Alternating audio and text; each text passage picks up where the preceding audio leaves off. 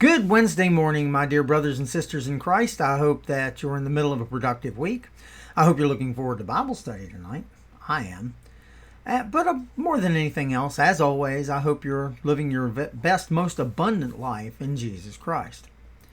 Well, I, like many of you, were raised to work hard, and I generally like hard, productive work that accomplishes an important goal. For example, you've recently been privy to the Battle of the Garage, which has a very important goal, at least to me. It's to create an orderly, well-organized place for storage and to work on things where one certainly didn't exist before. And it has not been easy. It is ongoing, but the rewards of doing so far outweigh the hard work necessary to accomplish the task. For some people, this simple concept of working hard to create something or make something better seems to come naturally because they've been raised by parents who made sure, like mine did, that they understand the value of sweat equity and its importance in every facet of our lives. Sweat equity, of course, is a term we employ for the payoff that comes with really hard work.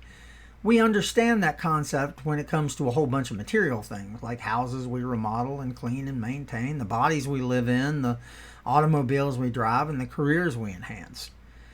We even understand it's important in doing things like growing a good and solid marriage, or developing a positive relationship, or the raising of our children and grandchildren. But the question I have this morning is, do we understand the same principle holds true in our service for Christ? Look, grace is free, and that's the beauty of the gospel. And we are indeed saved by grace alone, gratia sola. But amazingly, God also gives us the power to, in addition to that, serve Him.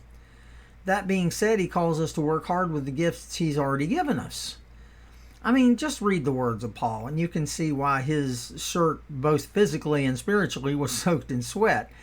To the church in Rome, he wrote, "Never be lacking in zeal, but keep your spiritual fervor, serving the Lord."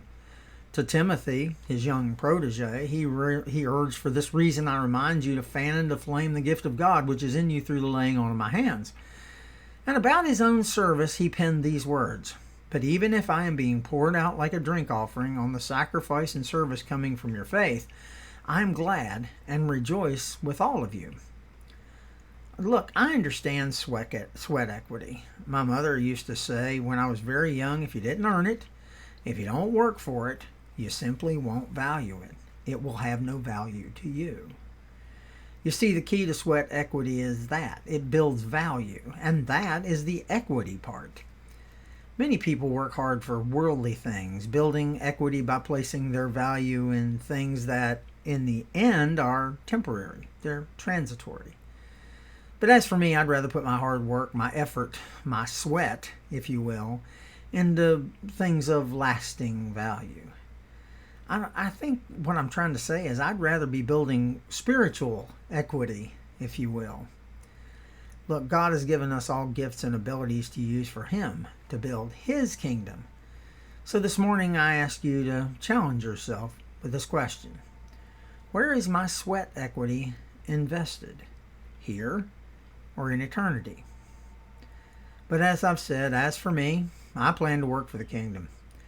I would hate for all the hard work that I've put in, the sweat equity, to be wasted on stuff that just doesn't really matter. Wouldn't you? I hope you have a fantastic day today. It's supposed to be a beautiful day if I read the forecast correctly. Hope you get out in it. More than anything else, though, I want you to know that I love you, and I hope to see you all very soon. Don't hesitate to call me if you need me. See you later. Bye-bye.